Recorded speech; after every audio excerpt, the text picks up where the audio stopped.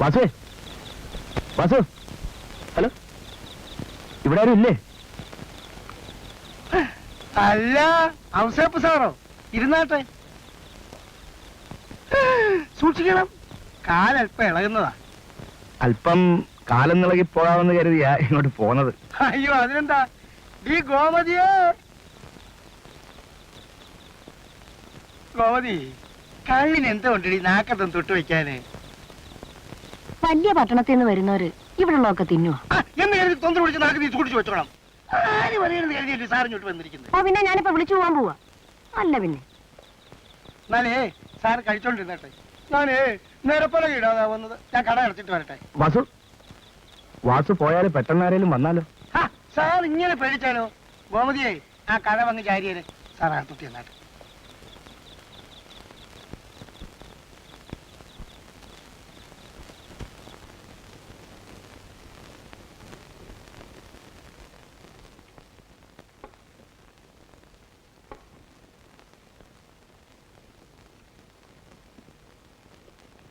എന്നെ ഇതിങ്ങനെ വെച്ച് നോക്കിക്കൊണ്ടിരിക്കുന്നേ? തുടങ്ങി.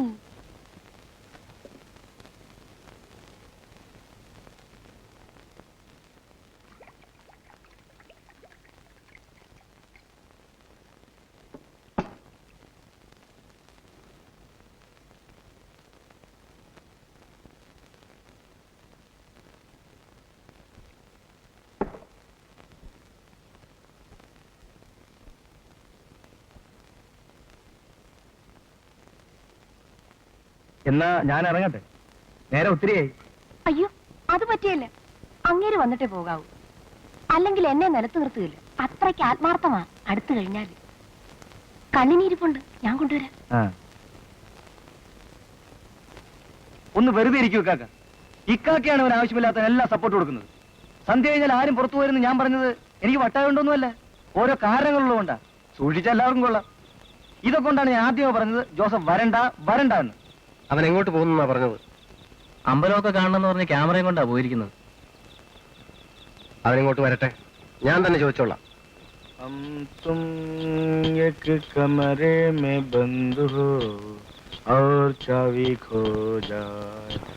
ഔസേ പോഞ്ഞ് പാടൂ.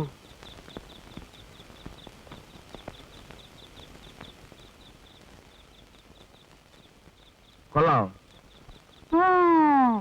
കുമാന്നല്ലയോ തൊണ്ടേന്ന് വരുന്നേ?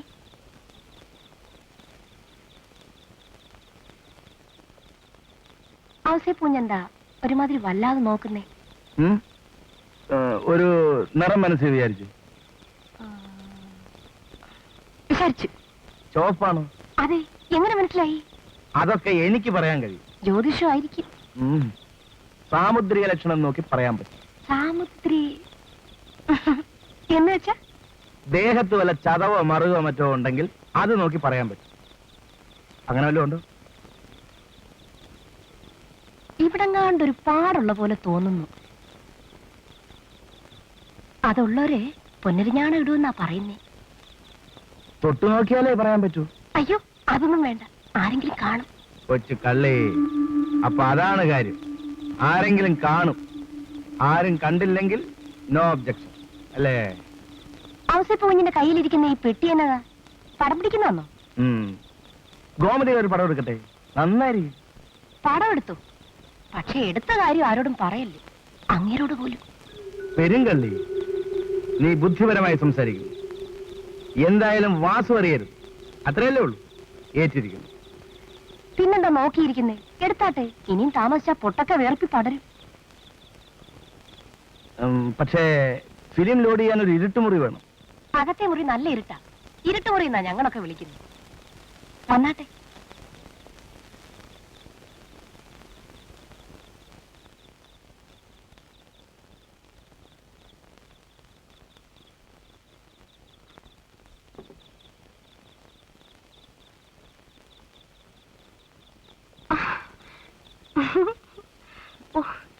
എന്തോന്നാ കുഞ്ഞത്?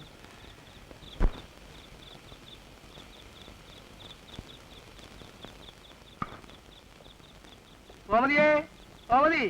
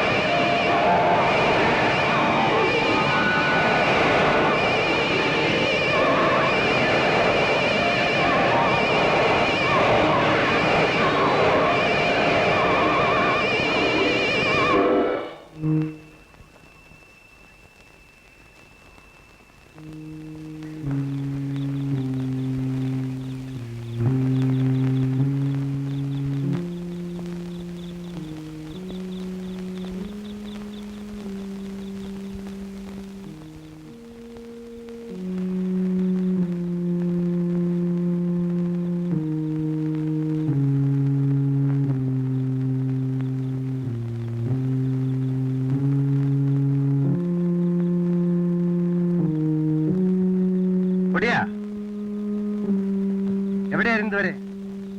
നിന്നോട് പറഞ്ഞിട്ടില്ലല്ലേ രാത്രി വൈകിയുള്ള സവാരി പാടില്ലെന്ന്? അമ്പലത്തിൽ നിന്ന് വരുമ്പോ ഫുട്ബോൾ വലുപ്പത്തിൽ ഒരു തീ കൊണ്ട് എന്നെ നിരച്ചേറി വന്നു. അതറിയോ? എന്നിട്ടെന്താ എന്റെ ഷൂ കത്തിയെറിഞ്ഞ കണ്ടു.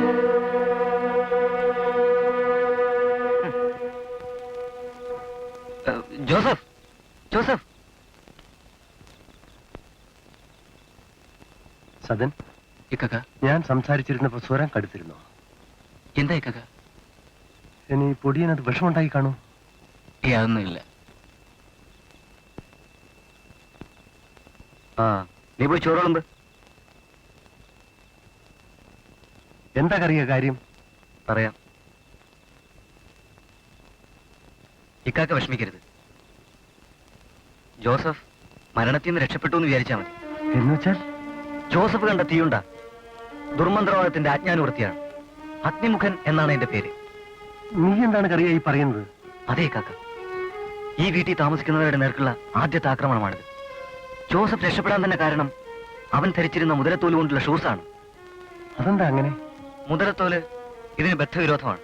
അതുകൊണ്ട് തൊഴിച്ചുകൊണ്ടാണ് അഗ്നിമുഖന്റെ കഥ കഴിഞ്ഞത്. ഇനിയും ആക്രമണം ഉണ്ടാകാം. നാം ശ്രദ്ധിക്കണം. നീ പറയുന്നത് കേട്ടിട്ട് എനിക്ക് കൂടി പേടി തോന്നുന്നു. പക്ഷേ ആരാണ് ഈ ദുർമന്ത്രവാദങ്ങൾക്ക് ഉത്തരവാദി? അതാണ് എനിക്കും പിടികിട്ടാത്തത്. ഏതായാലും ഈ വിവരം സദനോ ജോസഫോ അറിയണ്ട. വരും കൂണിരിക്കാം.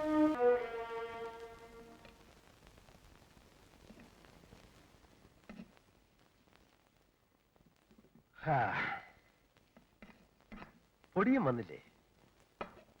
അവന് ചിലർ പണക്കൊക്കെ ഉള്ള കൂട്ടത്തിലല്ലേ. ഇക്കാക്ക ഒന്ന് വിളിച്ചാൽ വരും. പൊടിയാ, മോനെ പൊടിയാ.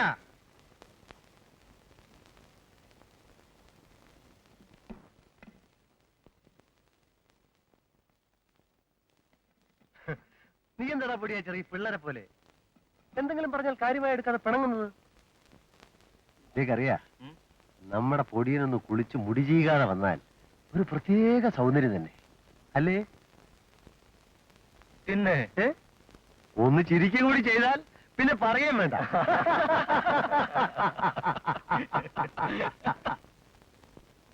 ജോസഫ്, നിന്റെ രക്ഷ എവിടെ?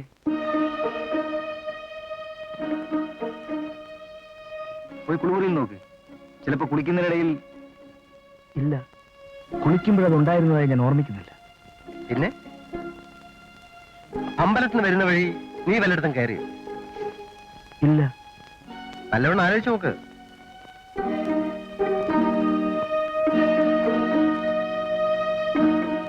ചിലപ്പോ വാസുവിന്റെ വീട്ടിലോ മറ്റോ കാണുമോ? നീ വാസുവിന്റെ വീട്ടിൽ കയറിയോ? അതെ, വരുന്ന വഴിക്ക് വാസുവിന്റെ വീട്ടിൽ. അവിടെ ആരുണ്ടായിരുന്നു? വാസു. വാസു കുറച്ചു നേരത്തെ പുറത്തു പോകുന്നു കണ്ടല്ലോ. ഉണ്ടായിരുന്നു കാക്ക. പൊടിയാടേ.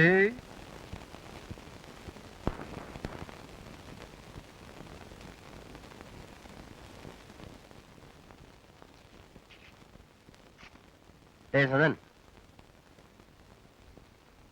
വെണ്ടയ്ക്ക, പാവയ്ക്ക, മുരിങ്ങക്ക, പുളി, പച്ചമുളക്. എന്താ പോരെ? ഉരുളക്കിഴങ്ങ് വേണ്ടേ? അവൻ ഗ്യാസ് ഉണ്ടാക്കുന്ന സാധനം എന്തിനാ? ആട്ടെ, ആരാ വാങ്ങിക്കാൻ പോവാ? ജോസഫിനെ ഇത്രയും നേരം നോക്കിയിരുന്നു. ഇനി ഞാൻ തന്നെ പോവാം.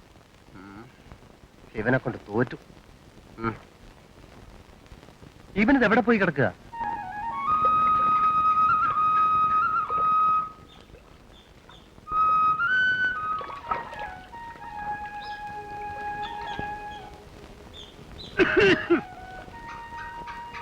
അല്ല വാസു, ഞാൻ ഈ ഭൂപ്രദേശത്തിന്റെ ഭംഗി ആസ്വദിക്കുകയായിരുന്നു.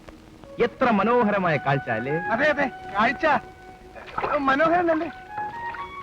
സത്യം പറയുമോ വാസു, എത്രയോ വർഷം നഗരങ്ങളിൽ ഞാൻ മാറി മാറി കഴിഞ്ഞു. പക്ഷേ ശരിയായ പ്രകൃതി സൗന്ദര്യം ആസ്വദിക്കണമെങ്കിൽ ഇങ്ങനെയുള്ള ഗ്രാമങ്ങൾ വരണം. അല്ലേ വാസു? എനിക്കിത് എന്നും കാണുന്നോണ്ടൊരു പുതുമയില്ല. സാവ ഉണ്ടാട്ടെ.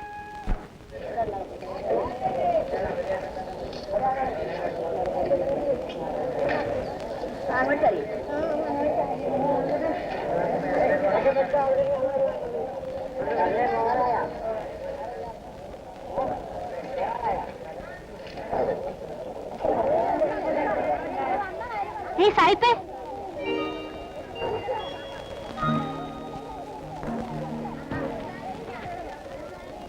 എന്താ സായിപ്പ് നോക്കിയിരിക്കണേ? വരണോ? എല്ലാം ഉണ്ട്.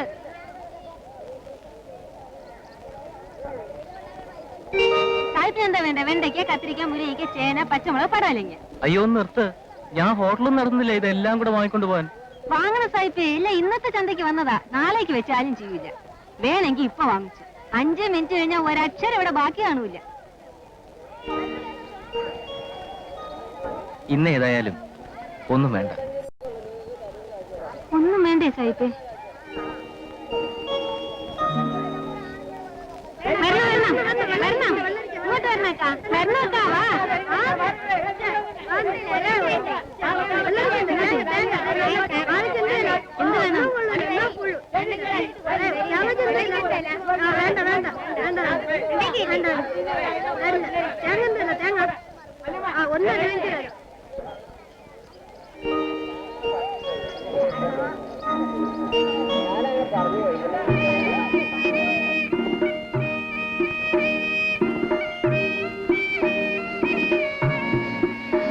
അഞ്ച് മിനിറ്റിനുള്ളിൽ വാങ്ങിച്ചില്ലെങ്കിൽ ഒന്നും കാണില്ലെന്ന് പറഞ്ഞിട്ട് സായിപ്പിന് വേണേ വല്ലതും വാങ്ങിയിട്ട് എനിക്ക് പോകാൻ തിരക്കുണ്ട്.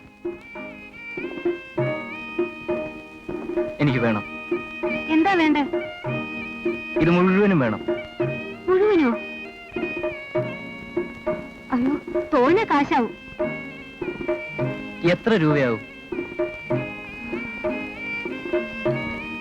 20 രൂപയാകും. 25 രൂപയുണ്ട്. ഞാൻ 20 പറഞ്ഞുള്ളൂ. അറിയാം, 5 രൂപ ഞാൻ കൂടുതൽ വന്നതാ. എന്നെ സായിപ്പെന്ന് വിളിച്ച് ബഹുമാനിച്ചതിന്. ആരാ പറഞ്ഞ ഞാൻ സായിപ്പാണെന്ന്? കണ്ടപ്പോ അങ്ങനെ തോന്നി. ആ പിന്നൊരു വ്യവസ്ഥ, എനിക്കിതും ചോന്നുകൊണ്ട് വീട്ടിലൊന്നും പോകാൻ പറ്റില്ല. വീട് വരെ കൊണ്ടുതരണം.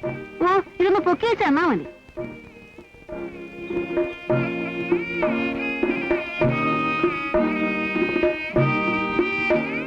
എന്താ ക്ഷീണിച്ചു പോയോ?